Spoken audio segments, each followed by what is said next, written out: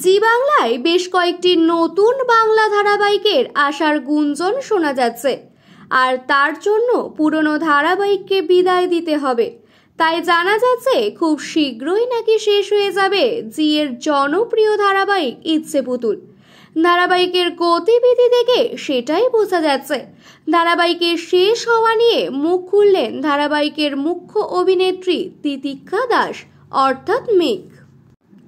ধারাবাহিকের মুখ্য চরিত্রে অভিনয় করছেন তিতিক্ষা দাস এবং মৈনাক ব্যানার্জি, আর খল চরিত্রে অভিনয় করছেন শ্বেতা মিশ্র। বর্তমানে ধারাবাহিকে দেখা যাচ্ছে মেঘ এখন ধীরে ধীরে কিছুটা সুস্থ হচ্ছে, আর ওদিকে রূপ আর ময়ূরীর মুখোশ খুলতে চলেছে। সব মিলিয়ে ধারাবাহিকে চলছে টানটান উত্তেজনা।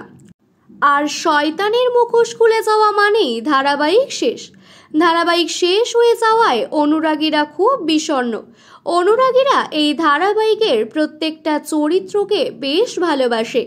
এই ধারাবাহিকের মাধ্যমে তিতিক্ষা সকলের কাছে জনপ্রিয় হন, আর তাই এই ধারাবাহিকের কাছে তিনি কৃতজ্ঞ।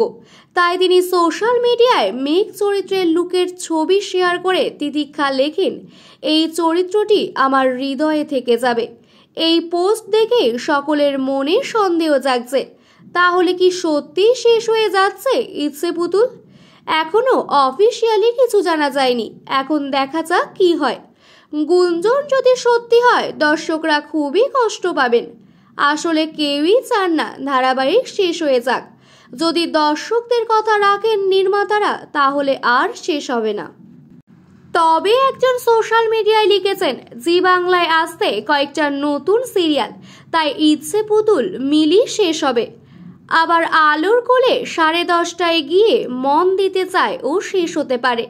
শিওর ইচ্ছে পুতুল আর মিলি শেষ হবে, আর বাকিগুলি টিআরপি এর উপর নির্ভর করে শেষ করবে।